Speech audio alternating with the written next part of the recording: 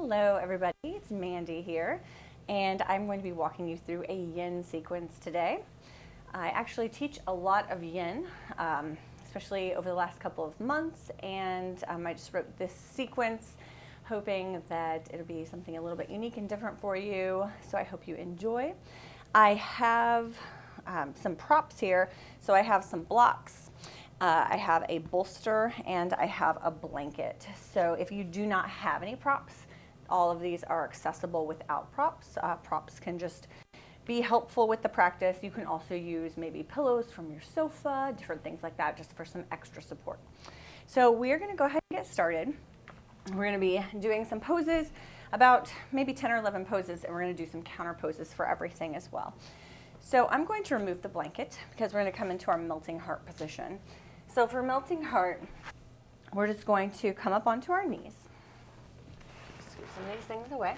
So coming up onto our knees, I like to come into a tabletop position and checking my alignment, just making sure my shoulders are rolled back and down. My shoulders are over my wrists, my hips are over my knees. I always just like to check my alignment there. And bringing your big toes together just like you would in a child's pose. Sinking your hips down towards your heels. So kind of coming into a child's pose first. Extending your arms in front of you. But then walking your arms forward and placing your chest down on the mat. So you're keeping your hips nice and high in this pose. Chest on the mat.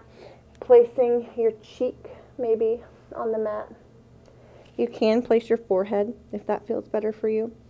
If you have a block or a blanket, you can use that to rest your face, rest your head. So we're going to be staying in this pose for a couple minutes here. Breathing into our pose, spending some time crawling inside of ourselves and spending some time within ourselves in these yin poses.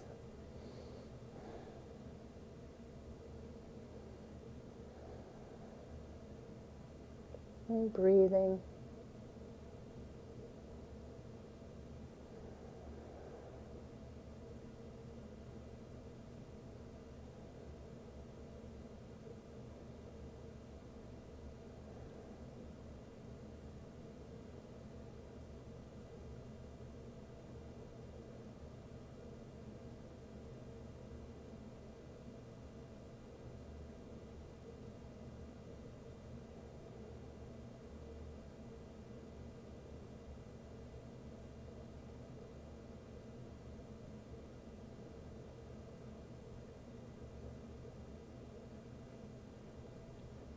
We're breathing diaphragmatically, feeling our low backs expand, our side ribs expand.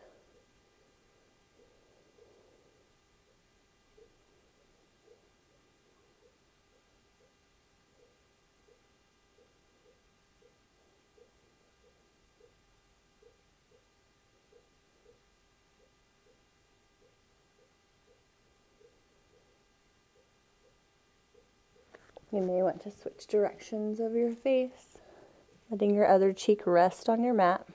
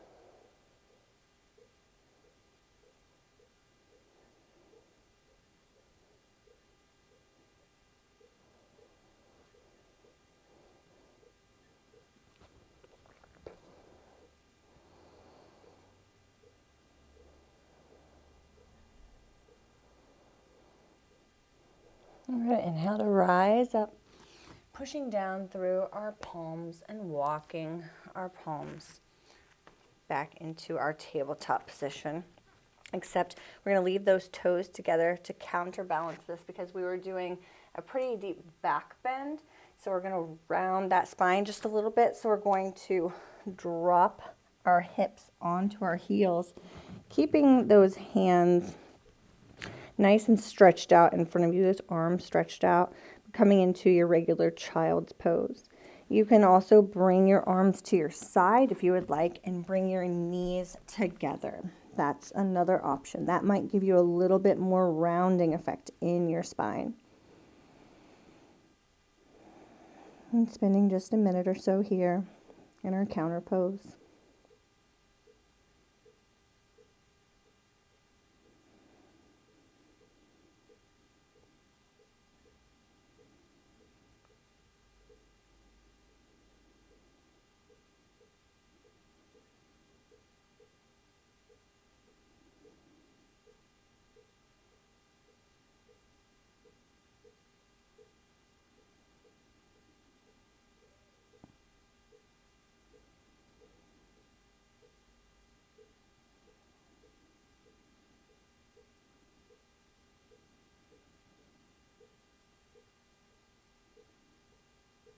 Let's take a couple more really deep inhales and exhales, breathing into our balasana, our child's pose.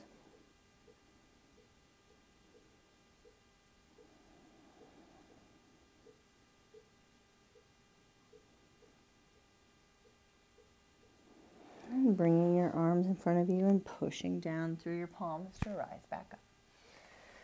We're going to go ahead and come onto our seat. For this, I'm going to use a blanket to just support underneath my sits bones, give myself a little bit extra cushion. It's a little high, so I think I'm going to flatten it out just a little bit more. You can really play with the height of your props. So we're going to come into our butterfly pose, our Baddha Konasana pose. So bring the soles of your feet together. And we're going to forward fold into this. So you can just forward fold. So just grabbing on to your feet and forward folding. So you can stay here. You could also, if you need a little bit extra support, if you have a block when you forward fold into that pose, you can bring your forehead onto a block. And just breathe into the pose here. Breathe into your fold. Working on the connective tissues of your hips here.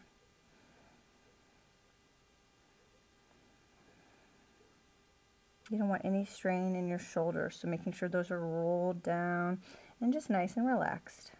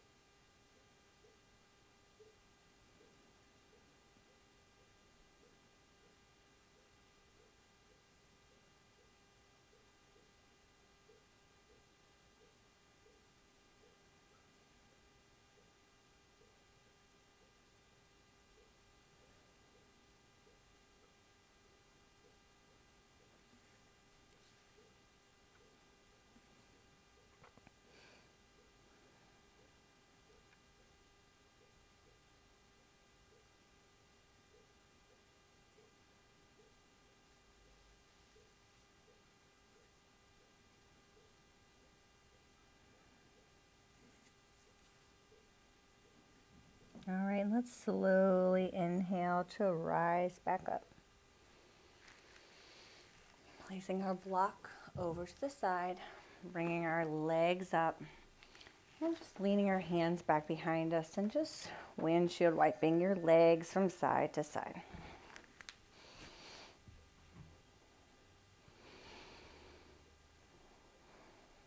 Just spending just a little bit of time side to side with our legs.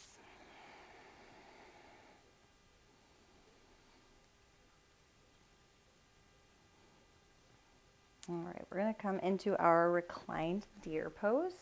So for reclined deer, I like to use a bolster. I think a bolster is a really nice way to get into this pose.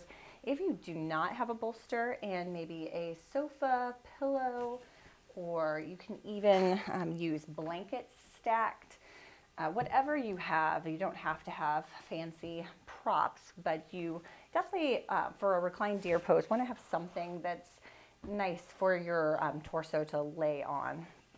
So, so we come into, let's see, we're just sitting on our sits bones here, bending your knees. So we're going to just let our knees fall to the right side, and that turns your body to the right. So you have this bolster right behind your hips, and you'll turn your body, bringing your right hand to the right side of the bolster, your left hand to the left side of the bolster. Facing the direction of your legs is your left hand. Then you're going to just let your chest come down onto this bolster here, adjusting yourself as necessary, and just let your cheek lay on the bolster. So, adjusting yourself as necessary, just really getting into a comfortable space for your reclined deer pose.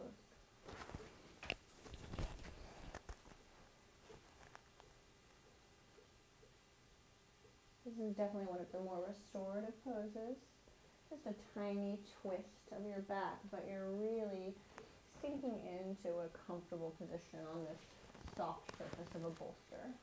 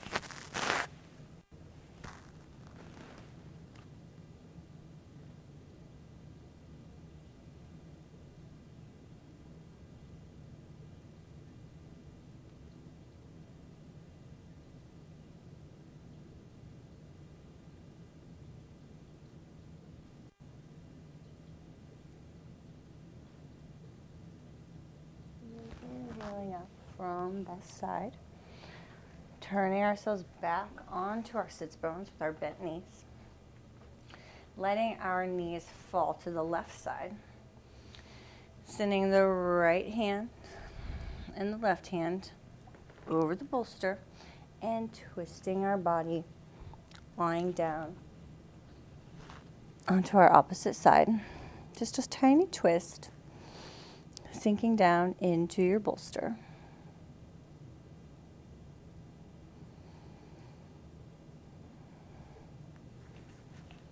And sinking into your pose, breathing, feeling your ribs expand, feeling your belly expand.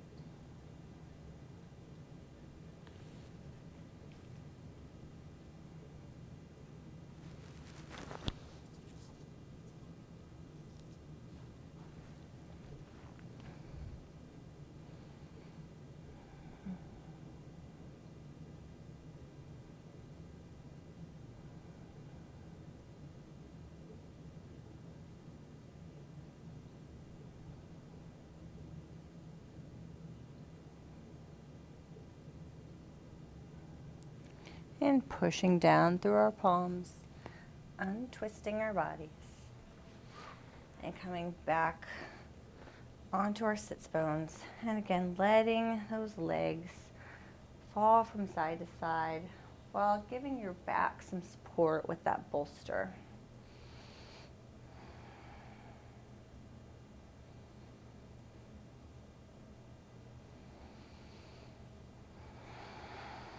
Okay, coming back onto our seat. We're going to come into our frog pose. So for frog pose, there are options to use different props. One thing for frog pose, your knees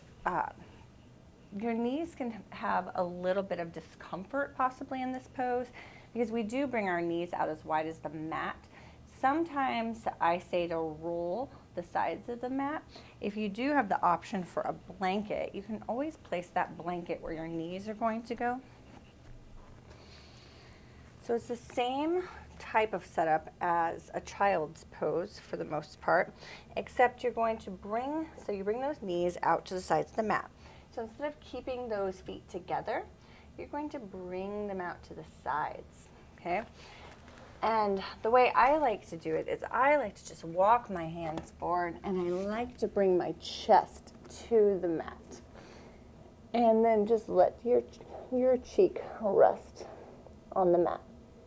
If this feels a little too intense, and you do have a bolster or a sofa cushion or something like that, you can bring yourself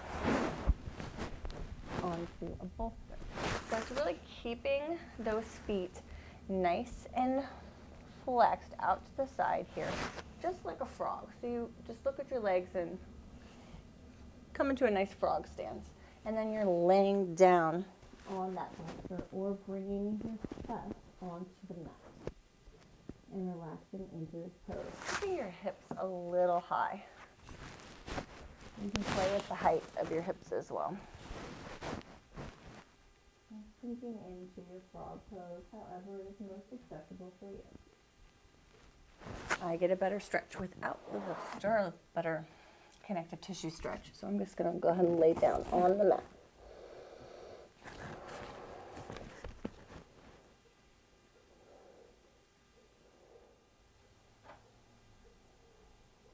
So breathing into our frog pose.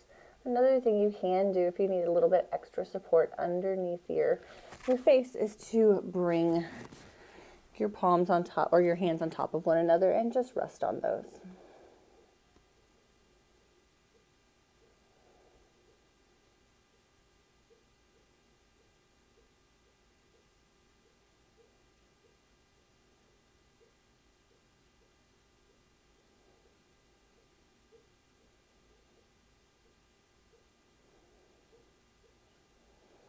If this ever feels a little too intense, you can always leave one leg bent and straighten the opposite leg, taking a half frog.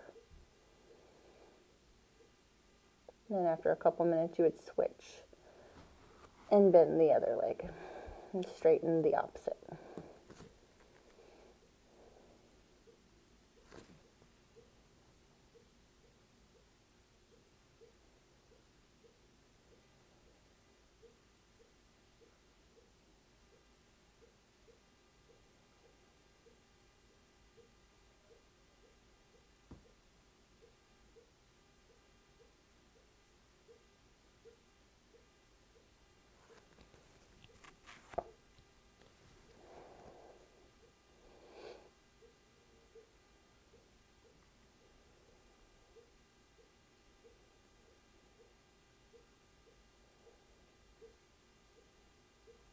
All right, we're going to come out of our frog pose by placing our palms down, lifting up, and very gently bring your legs back together.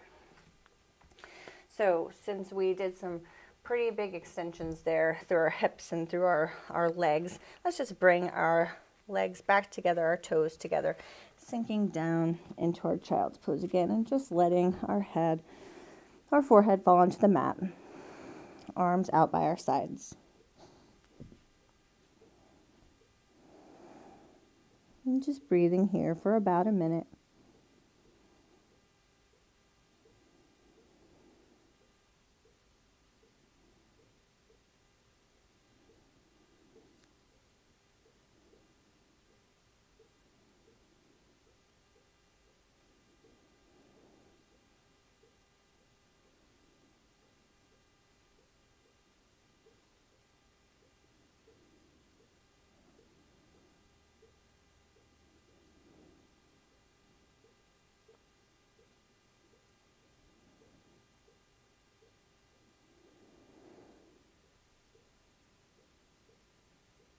And we're bringing our arms forward, pushing down through our palms, coming into our next pose, our saddle pose.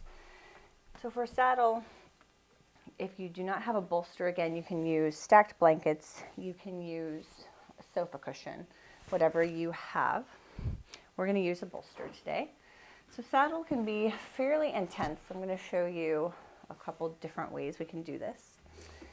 So coming on or staying on your knees, you're going to want to bring your feet and your knees about a little more than hip width apart here.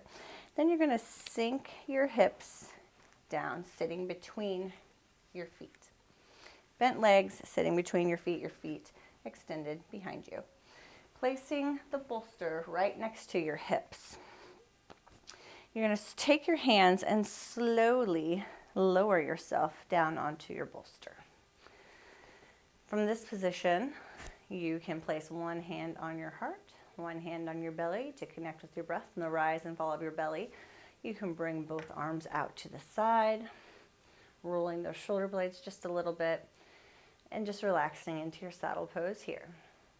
If this is too intense, you can always straighten one leg and keep one leg bent. And breathing into our saddle pose for the next couple minutes.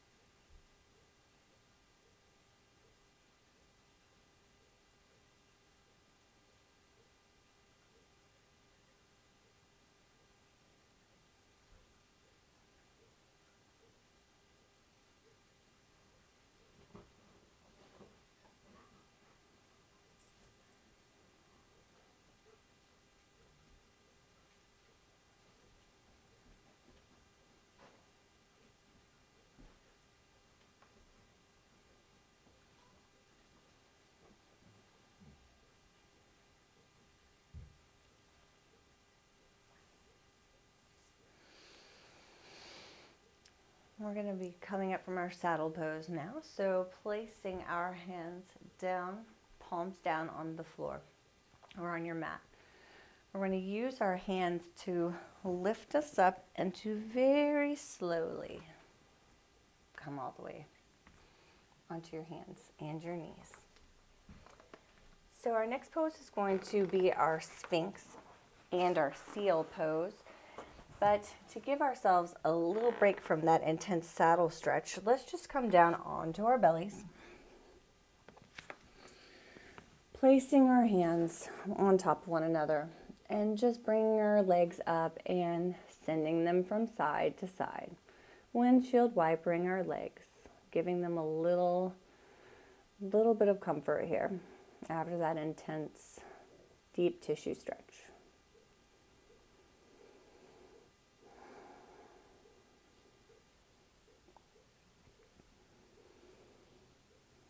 right, so coming into our Sphinx pose, you want to bring your legs, your feet out about the width of the mat. Laying on our bellies, placing our palms just a little bit in front of our shoulders. So we're going to spend a couple minutes in our Sphinx and then transition for a couple minutes into our seal pose. So from here, just push down, root down through your palms and just lift up just a little bit, keeping those forearms on the mat. You do want to make sure that your head, your neck is nice and relaxed. You can still keep your gaze in front of you, rolling those shoulders down, but you just don't want to feel any tension in your neck. So if you feel it's better to you to hang your head, you can do that as well.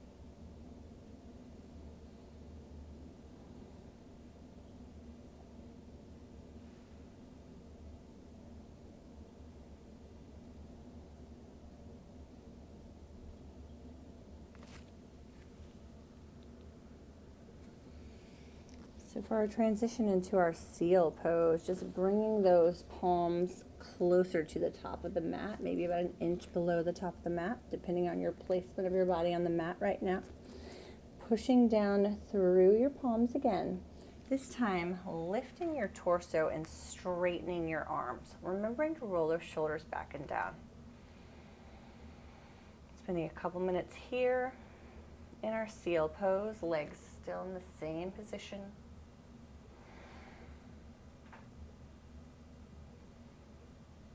Remember that your head is nice and relaxed. If it helps to just let it hang, that's totally fine.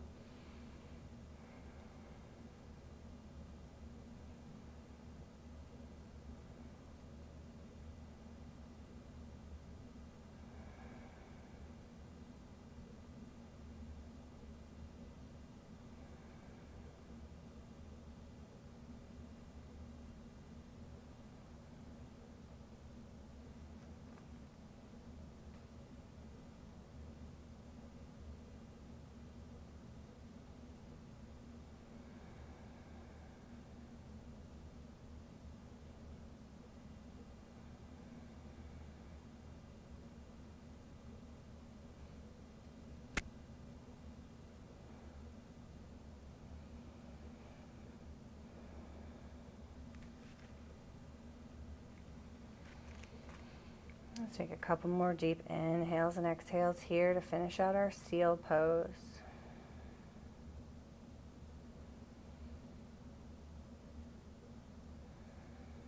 And gently lying back down on our bellies. So keeping on your elbows here, let's just move them back a bit and push ourselves back up to a tabletop position. We're going to counter pose here again with a child's pose, leaving our knees together, our feet together, sinking our hips down onto our heels and bringing our arms back by our sides.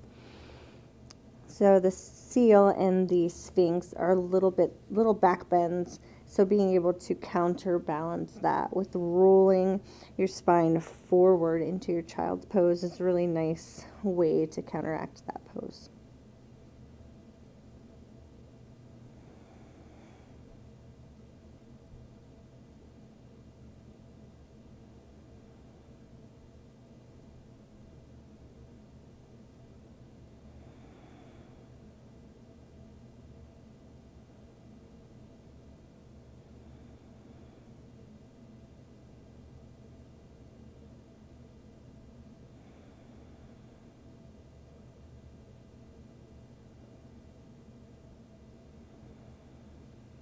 And let's bring our hands forward and push ourselves up onto our knees.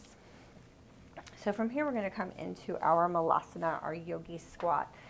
So placing our hands down, just bringing our feet, placing them down onto the mat, sinking your hips towards the mat, coming into your squat. There's a couple ways we can support this even more. So if you have blocks and you want to come down onto a block, playing with the height of the block, depending on how high your hips are from the mat, you can do that. We can just rest right here into our yogi squat. If you have a bolster, you can use a bolster as well. You can use a blanket, or you can use no props at all. Just sinking down into our yogi squat here, spending a little bit of time in this position. I think it's helpful to close your eyes in a lot of these poses, bringing our hands to heart center.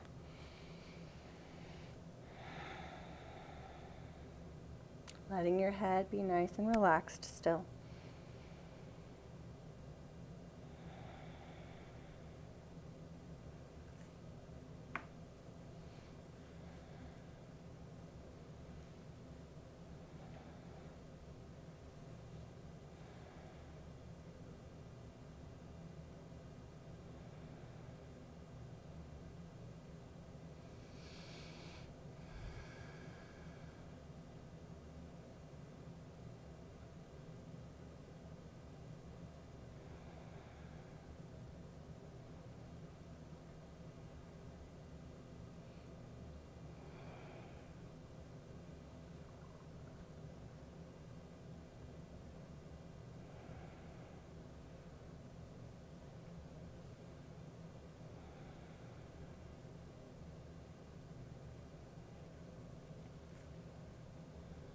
If you do start to feel any sort of strain in your hands or in your wrists, you can always just let your hands hang down nice and low. We don't want to have any strain.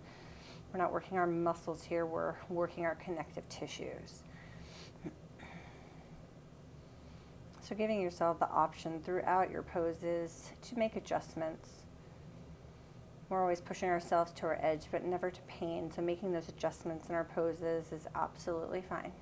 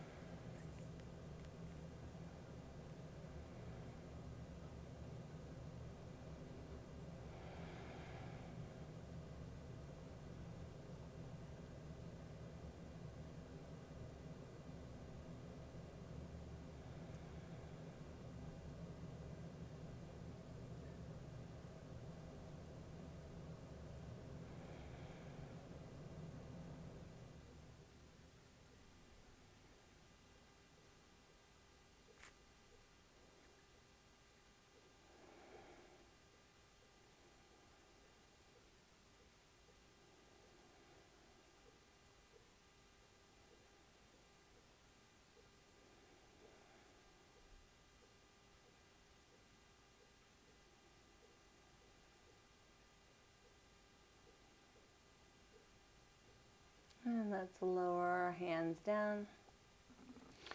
And go ahead and lower one leg down at a time. We're going to be coming into a counter pose. We're going to do an ankle stretch. So just staying on your knees here, we're going to sit down on our feet.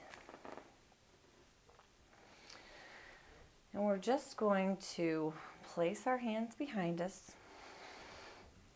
letting us rock back just a little bit, stretching out those ankles, stretching out the feet, turning your palms towards the top of your fingertips towards the top of your mat is nice as well. And just a little bit of an ankle stretch here, just a tiny counter pose. We're not going to spend very long here.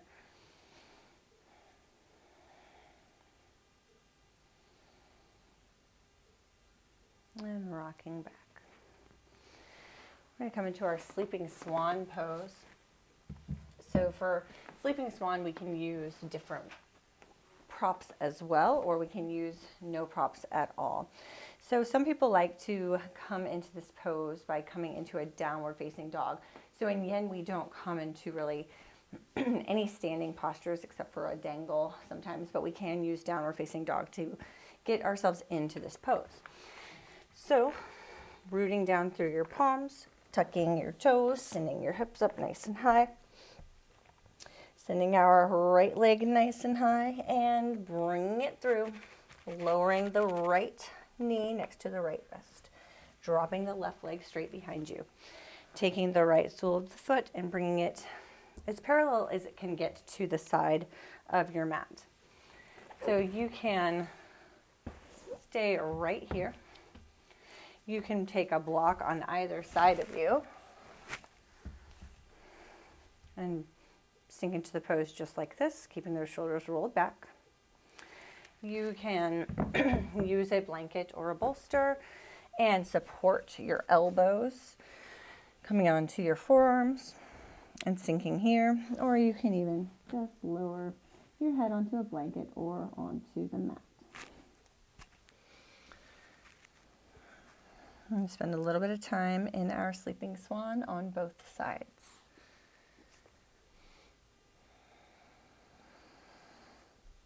No tension in the head or neck.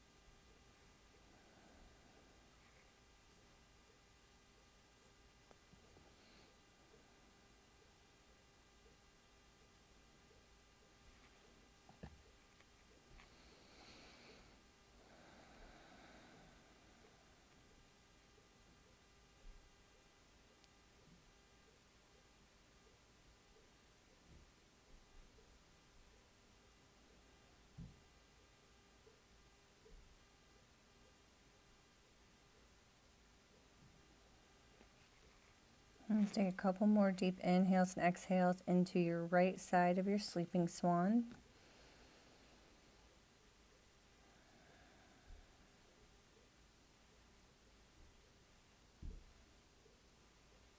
And we're going to start to transition onto our left side. So moving away any props you have for the moment. Planting your palms down into the mat, tucking your left toes, sending the right leg back into your downward facing dog, sending the left leg nice and high, and bringing that left knee next to the left wrist, right leg nice and strong behind you, sole of the left foot as parallel to the side of the mat as it can be. Bringing your props back if you used props last time, and sinking into the same position you were in for the opposite side.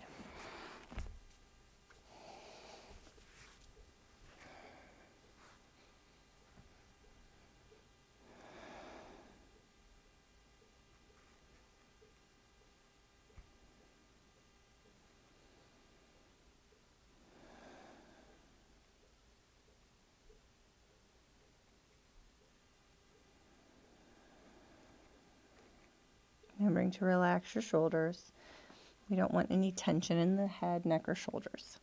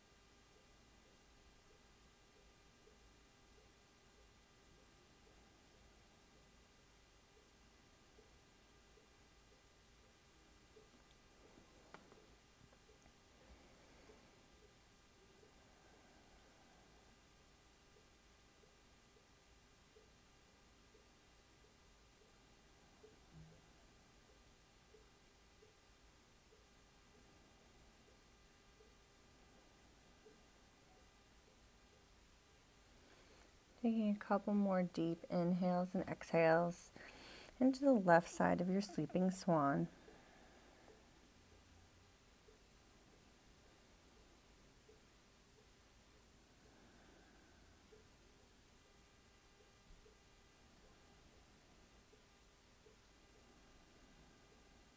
And placing your hands down, moving your blocks or your props, whatever you have, tucking your right toes, and let's just send both legs back for just a second here. So from your downward facing dog, go ahead and lower down onto your knees. And we're actually going to just sit down and bring our legs in front of us. Okay, so we're going to do a couple supine poses here before we come into our final relaxation pose, our Shavasana. So twisted roots is our next pose. So let's just go ahead and lie down on our backs. So from this position, feel the weight of your shoulders, your shoulder blades, feel the weight of your hips. Just connect for a second here. Then make sure you have enough space. I'm going to scoot myself forward. Bring your legs up, and we're going to wrap the right around the left into eagle legs. Then we're going to let our legs fall to the right. And we're just going to let our arms fall to the sides. Your gaze can be to the right or the left. Sometimes if we twist to one side, we like to have our gaze to the opposite side. So let's just go ahead and, if it's okay with everyone, having our gaze to the left. You You can close your eyes. Just letting your palms of your hands be up for receiving and sinking into these twisted roots. A little bit of a supine twist.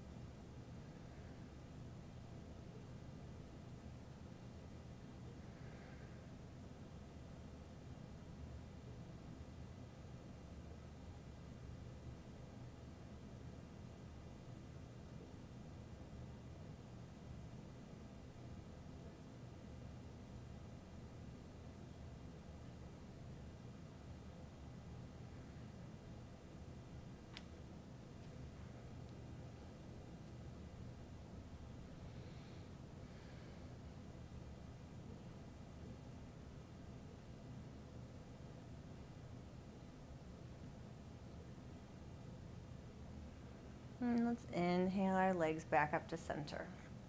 Unwind your right leg from your left. Let's just let our legs windshield wiper from side to side here for a second before we move on to our left side.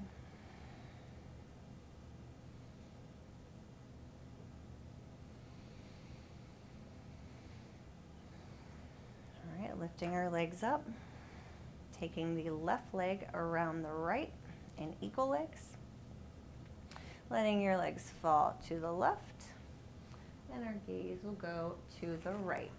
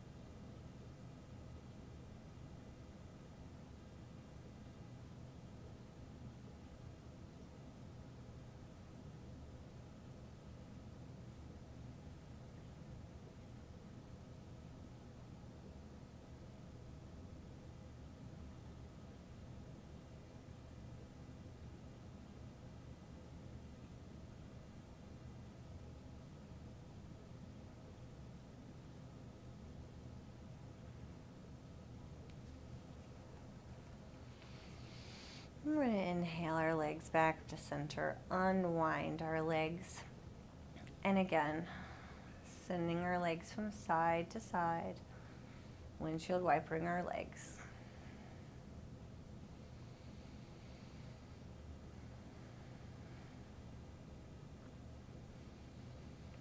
Now we're going to go ahead and come into our legs up the wall, but we're going to do a supported legs up the wall. So go ahead, and if you have a block, we can use a block. If you have a blanket, we can use a blanket. Whatever you have is completely fine. We just want to give ourselves that little extra lift. So I'm going to go ahead and use a block, laying ourselves back down, placing that block right above your tailbone, so on your sacrum. So right on that sacrum, right above the tailbone. We're going to go ahead and get ourselves situated here, making sure that's nice and comfortable. Letting our shoulders root down, lifting up our right leg, lifting up our left leg, to our legs up the wall. So this block gives us that natural lift that lets our legs come up a little bit easier here. Again, you can bring your hand to your chest and one to your belly. If you want to connect with the breath, you can let your arms just come out to your sides. I always like to leave the palms up for receiving. So whatever feels good to you in your legs up the wall pose. And breathing into the pose, feeling your connection, feeling connection in the shoulders and the shoulder blades.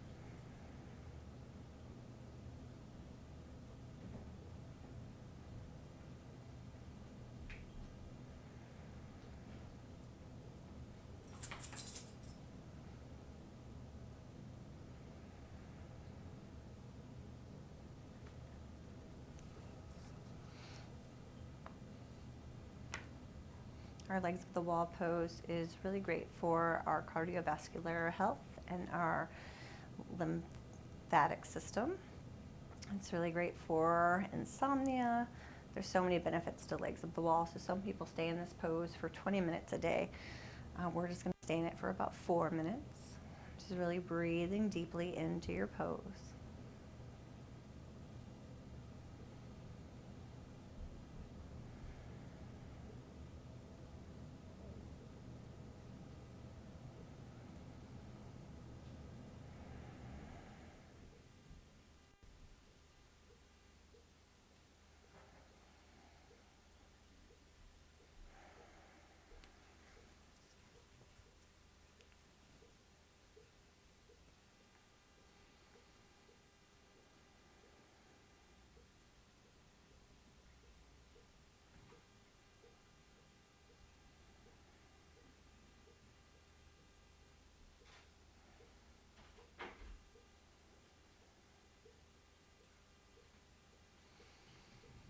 So a couple more nice deep inhales and exhales here.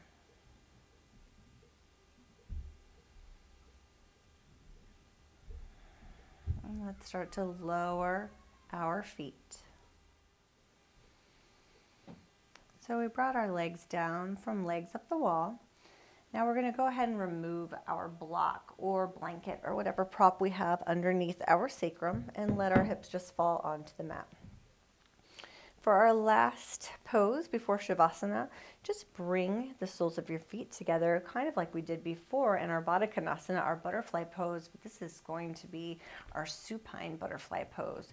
So bringing our arms out to our sides with hands again receiving, or bringing one onto your chest, one onto your belly, connecting with the breath. Spending just a couple minutes here in your reclined butterfly before we move into our Shavasana pose.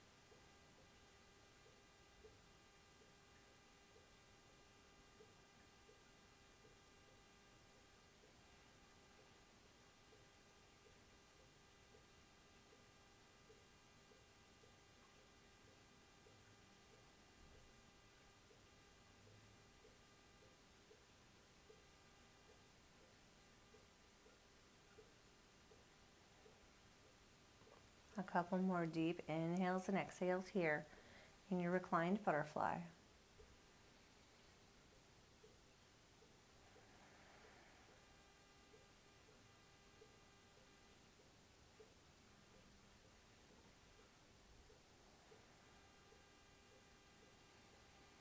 And you can keep your legs right where they are if you'd like, or you can go ahead and let your legs fall in front of you, letting the feet, the ankles just fall to the sides. You can always use a blanket if you would like more coverage or you feel a little bit of cold when you are in your Shavasana. You can put a bolster underneath your legs and prop them up. There's lots of ways to come into your Shavasana pose. It's really very individualistic, so whatever feels good in your body. You can even just let your arms fall to the side, just feeling the weight of your body, feeling the weight of your bones connecting through all of your bones into the earth, into the ground. If you do feel that your mind may start to wander, always bringing your hands onto your belly to feel the rise and fall of your breath is a great way. So giving yourself the gift of stillness and gratitude for allowing yourself and your body to take part in class today.